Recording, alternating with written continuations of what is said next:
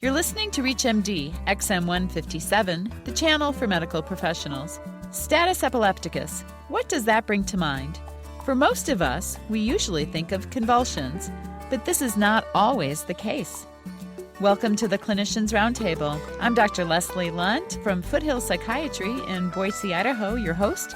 And with me today is Dr. Rama Maganti.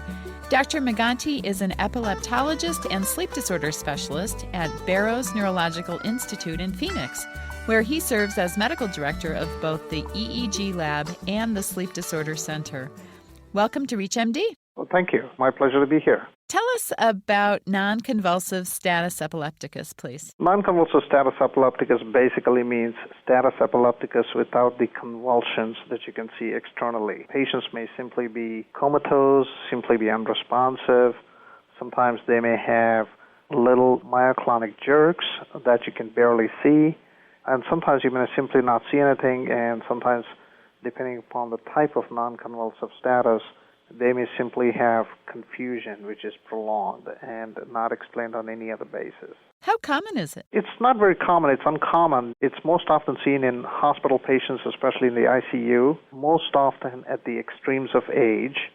We very rarely encounter an outpatient presenting with status epilepticus. Usually they come in as prolonged confusion. It's much more common in people with epilepsy to present that way than for patients who don't have history of prior epilepsy. So it sounds like history is a risk factor? History of epilepsy is definitely a risk factor for nonconvulsive status epilepticus. However, much more often it is seen as a result of metabolic abnormalities.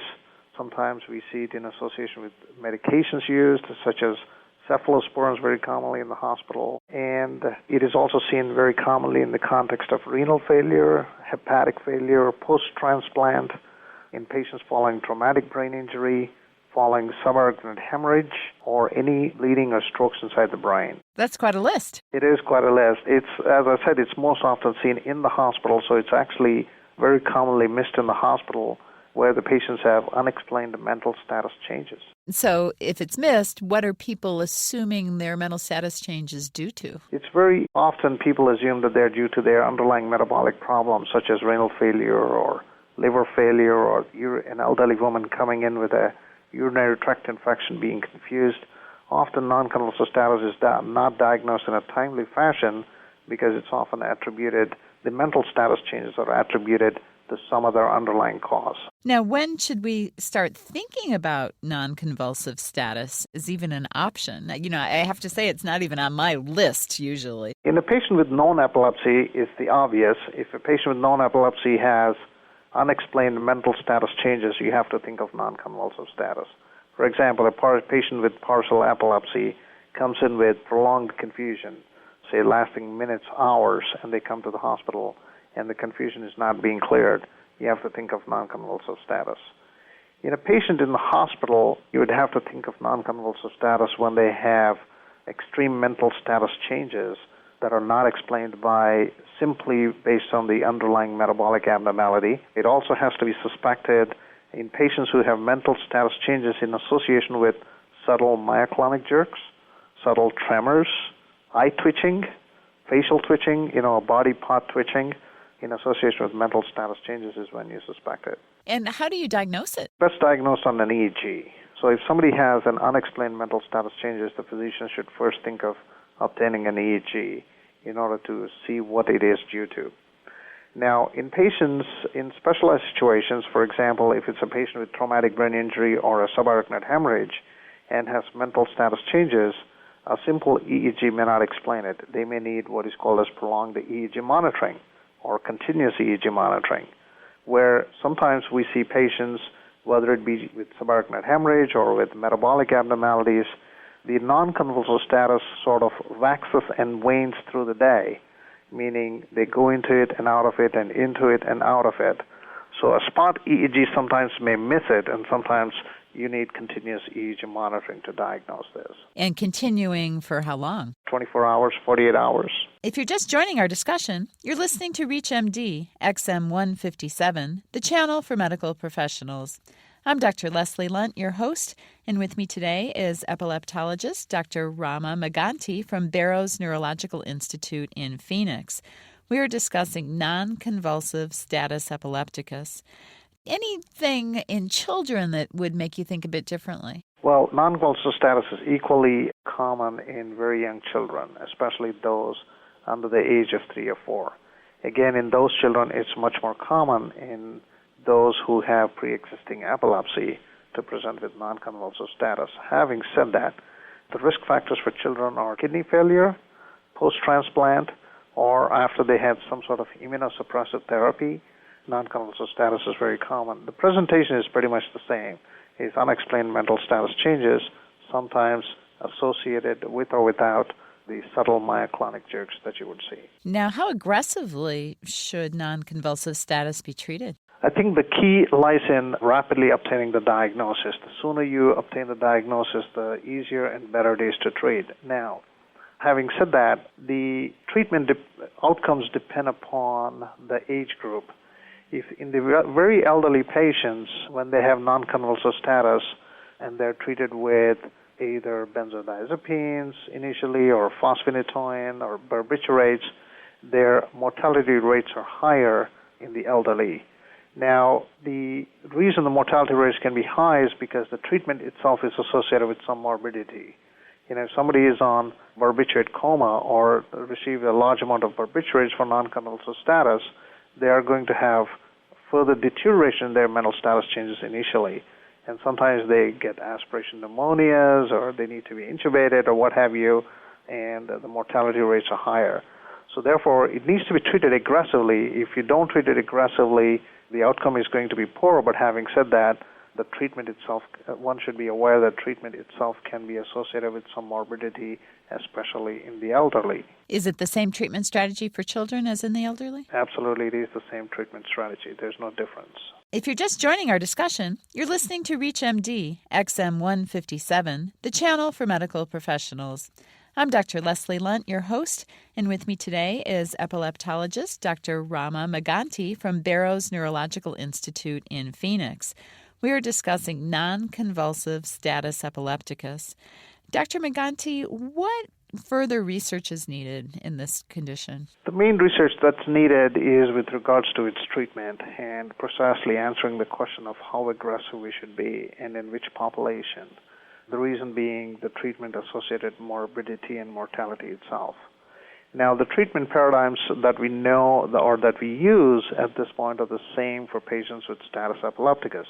We start with benzodiazepines such as lorazepam, and then patients are administered often fosphenytoin and sometimes barbiturates or phenobarbital. And if those don't stop the non-convulsive status, then we move on to more serious medications such as propofol, midazolam, and finally onto barbiturate coma with pentobarbital. However, we don't know what order to follow in patients with non-convulsive status epilepticus. We have studies in patients with convulsive status epilepticus as to what drugs work best initially for those patients, but we don't have any such information for patients with non-convulsive status. Secondly, research is also needed on the long-term outcomes of non-convulsive status. We don't know what happens to these patients later on. If they don't have any prior history of epilepsy, do they ever develop epilepsy just because of the fact that they had status epilepticus? What is the cognitive outcome going to be for these patients? We don't have research in this area, and that's where more research is needed in order for us to know how best to treat these patients. So back in the hospital now, we have a patient with altered mental status. At what point do you think it's advisable to call in a neurologist? If there is a patient with mental status changes and if you have a readily available cause, I'm not sure I would call a neurologist. However, if you don't have a reason as to explain why the patient has mental status changes, that's definitely a patient who needs a neurological evaluation. But as you said earlier, where I think it gets tricky for us non-neurologists is many of these patients seemingly do have a reason, such as their metabolic abnormalities. So wouldn't you just presume somebody who's on peritoneal dialysis for their end-stage renal disease, if they have a change in mental status, isn't it just because their renal function's out of whack? That is true. I guess when do you draw the line, or where do you draw the line? I guess it does get tricky, but In a patient who has prolonged mental status, or if this is persistent, for example, if a patient is on dialysis and prior to the dialysis, if they have mental status changes, following dialysis it should improve because their uremia improves. So that's a patient I would expect to improve, and if that patient really did not improve, I would definitely obtain a neurological evaluation. Now, it's very common for patients with renal failure to, when they have mental status changes, to have subtle myoclonic jerks. And those are the patients I would strongly suspect status epilepticus. And I would readily call the neurologist for those patients. Myoclonic jerks, a definite red flag. Absolutely they are. Okay, it sounds like that. History of seizures, obviously, that's another big one. Any other big red flags for us? We are noticing that in the hospitalized patients, cephalosporins are used very rampantly. And we're beginning to find that cephalosporins, they can trigger seizures. And the particular cephalosporins that are very commonly used, cefepime, to name the one, is very often associated with mental status changes, particularly in patients with renal failure, and even in the absence of renal failure in elderly patients. So medication-induced non-convulsive status epilepticus is common, and it's often overlooked. Do we know the mechanism why cephalosporins do that? Cephalosporins actually cross the blood-brain barrier, and they actually block GABA-A receptors in the brain. Penicillins do that too. So, well, that's interesting. If they block GABA-A, you would almost assume that they would be likely to cause people to be more awake, cause insomnia, maybe cause anxiety? Very often they block, the cephalosporins are short-lived drugs. They don't last in your body too long. So they quickly go and block the GABA receptors, but they do so reversibly. So once the drug is metabolized, the GABA receptors open back up. So the way patients present with cephalosporin-induced neurotoxicity is with mental status changes, simple confusion. Sometimes they can actually have frank seizures, and sometimes they have mental status changes in association with subtle myoclonic jerks. So there's a range of ways they can present with, but usually these are reversible because once the drug is metabolized, the receptors open up again and this completely resolves. Well, I learned much today. Thank you for being on the show. Oh, it's my pleasure. We've been discussing non-convulsive status epilepticus with our guest today, Dr. Rama Maganti from the Barrows Neurological Institute in Phoenix. I'm your host, Dr. Leslie Lundt. You've been listening to the Clinicians Roundtable on ReachMD XM157, the channel for medical professionals. We welcome your questions and comments, so please visit us at reachmd.com. Our on-demand and podcast features allow you to access our entire program library from your computer. Thank you for listening. This is Dr. Sarah DeFranti with Children's Hospital in Boston, and you are listening to ReachMD XM157, the channel for medical professionals.